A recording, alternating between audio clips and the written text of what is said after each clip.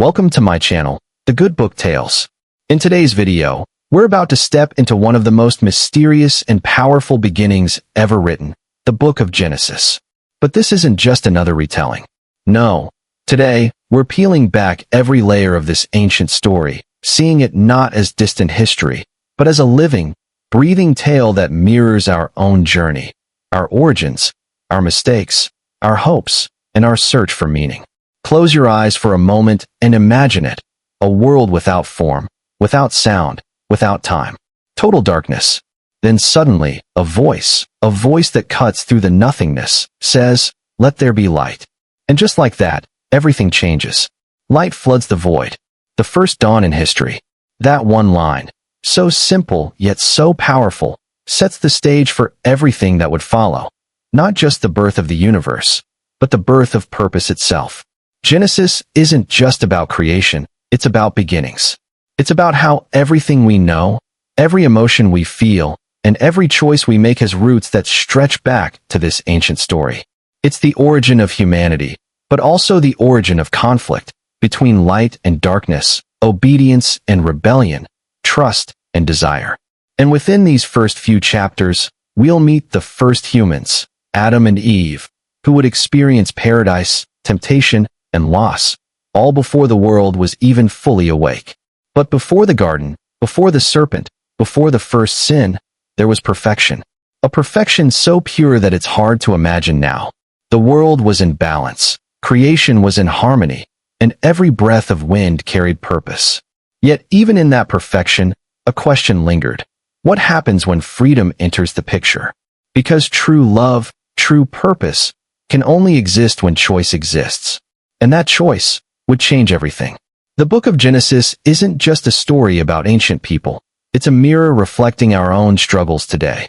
The desire to understand who we are, why we're here, and how everything began.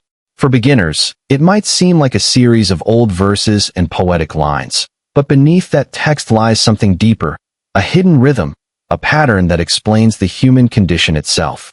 In this series, we'll explore how light and darkness, faith and fear, creation and destruction, continue to shape the world around us. We'll see how the actions of a few individuals, from Adam and Eve to Noah, Abraham, and beyond, set the stage for all of human history. But for now, we stand at the very beginning, the edge of creation, where the first spark has just ignited. The question is, what happens next?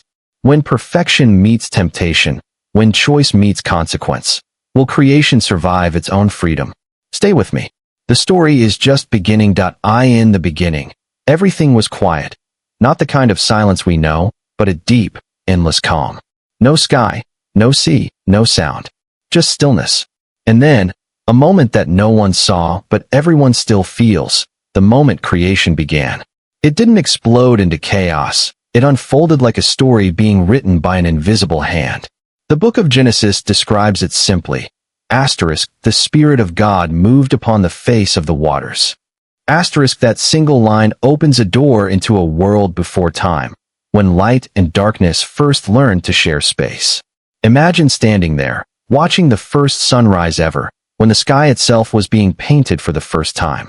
Every beam of light, every ripple in the water, every shadow stretching across the new earth was part of something far greater than anyone could understand. And yet, even in that beauty, there was mystery. Because creation wasn't random. It was intentional. Each day built upon the last. Light, sky, land, life.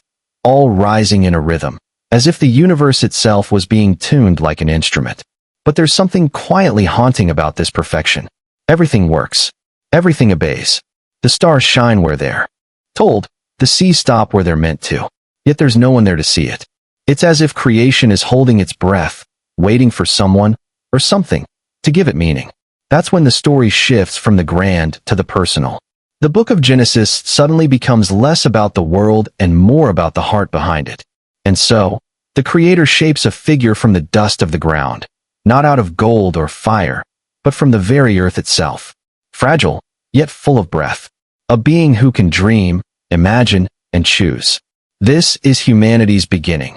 The first connection between the divine and the human, between the infinite and the ordinary. But with that gift of choice comes uncertainty. Because freedom is powerful, and even the most perfect world can't stay perfect forever once free will enters. It's here that the story begins to shift. The calm of creation starts to tremble beneath the weight of something new, curiosity. And curiosity, as beautiful as it is, always carries a cost. What happens when innocence meets knowledge? When trust meets temptation? The garden may be paradise, but somewhere beyond its perfect trees, something waits. Something that will test the very heart of creation.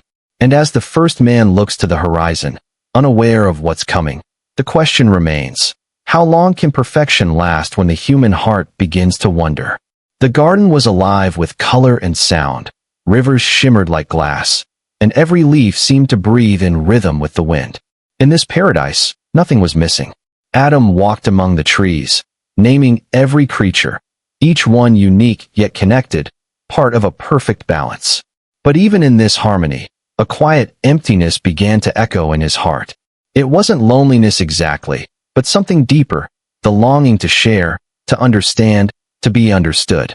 And from that longing came Eve, formed. Not from dust, but from his very side. A reflection of unity and difference, both equal and incomplete without the other. Together, they moved through the garden like children exploring a dream. Every sound, every scent, every taste was new. Yet there, at the center, stood something different, a tree unlike the rest. Its fruit glowed softly under the light, beautiful but forbidden. The Creator's voice had been clear, asterisk, you may eat from every tree, except this one. Asterisk, that single boundary became the quiet heartbeat of the garden. At first, it didn't matter. There was so much to see, so much to feel. But as days passed, their eyes often drifted toward that one tree. Why was it there? Why give a choice if the cost was so great? That question grew like a shadow, subtle and patient. It wasn't rebellion, not yet, just curiosity. And then came the whisper. Not a voice of thunder or command, but soft, persuasive, almost familiar. It didn't demand, it questioned. Did God really say? It planted uncertainty where there had only been trust. In that moment, paradise felt different. The air thickened, the light dimmed, and the garden, once endless, began to feel smaller. Something unseen was stirring, and the perfect world was holding its breath once again. The garden seemed quieter that day. The wind moved slower, and even the birds hesitated in their song. Eve stood near the tree, its branches heavy with fruit that shimmered like drops of morning light. It looked harmless, beautiful, even, yet her heart raced as she reached out to touch it. The words of the Creator echoed faintly in her mind, but so did the whisper that had found its way into her thoughts. What if the fruit isn't danger, but discovery? The question clung to her like mist. Adam watched from a distance, unsure. He could feel the tension in the air, as if creation itself was holding back a warning. For the first time, fear entered the garden, not the fear of danger, but the fear of decision. Freedom, once a gift, now felt like a burden. Eve's hand trembled. The fruit was cool, its skin smooth beneath her fingers. The world around her seemed to fade into silence. Everything they had been given, the light, the laughter, the peace, stood on the edge of that single moment. Was knowledge worth the risk? Could understanding what was hidden bring them closer to the Creator, or pull them away forever? Adam's heart pounded. He wanted to speak, to stop her, but curiosity had already taken root in both of them. The garden's beauty now felt fragile, as though one wrong breath could break it. The whisper returned, softer this time, almost kind. You will not surely die, you will see. Time seemed to slow. Eve looked at the fruit, then at Adam, her eyes filled with wonder and uncertainty. The air grew heavy. The world seemed to lean in, waiting for the choice that would change everything. The moment lingered like a heartbeat caught between fear and wonder. Eve's fingers tightened around the fruit, and for an instant, everything stood still, the air, the light, even the rustle of the trees. But before she could move, a sudden wind swept through the garden, strong enough to bend the branches and scatter petals into the air. It wasn't a normal wind. It felt alive, almost aware, as if creation itself sensed what was about to happen. Adam stepped closer, his voice trembling. Something's different, he whispered. But it was too late. The garden had already changed. The whisper that once sounded soft and harmless now echoed like a pulse in their minds, pushing them forward. Doubt began to twist into something else. Hunger. Not hunger for food, but for understanding, for control, for more. The tree that once stood as a simple boundary now loomed over them like a mirror, showing them what they could be. Powerful, independent, like gods. And yet, beneath that promise was something darker, something they couldn't name. As Eve hesitated, a strange shimmer appeared across the garden's edge, faint at first, like heat rising from the ground. The animals grew restless. The sky dimmed. Adam felt it too, a vibration under his feet, as if the earth itself was warning them. Then, just beyond the horizon, light flared, not the warm light of day, but something piercing, almost sorrowful. It was as if the very presence that had spoken life into the world was watching, silent, but near. Still, the whisper persisted. Don't be afraid. This is what you were meant for. The words sounded comforting, yet carried a weight that pressed against their hearts. Eve glanced at Adam, and for the first time, he didn't look certain. The connection they once felt, pure and effortless, now flickered with tension. A storm began to form, gathering at the edges of the sky. The wind howled through the trees, scattering leaves like sparks. Eve took a breath.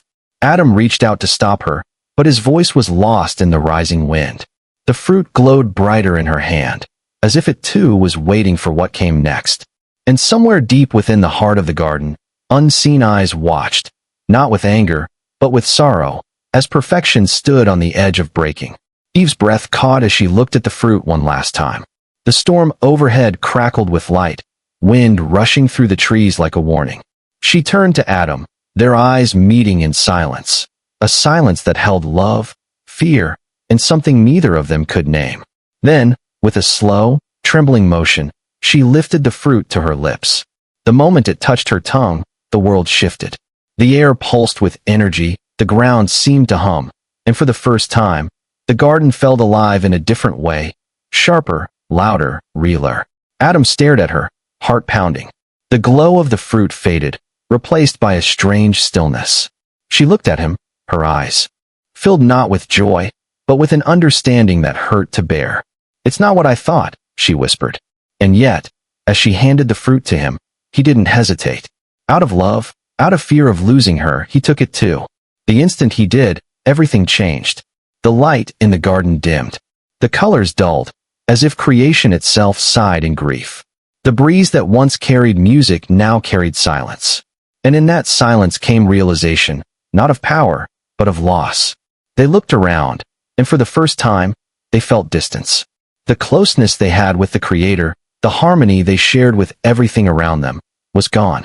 They could still see the beauty of the garden, but it no longer felt like home. Then came the twist, not in anger, but in mercy. The same voice that once called light into being spoke again, calm and steady. You still belong to me. It wasn't thunder, it was sorrow wrapped in love.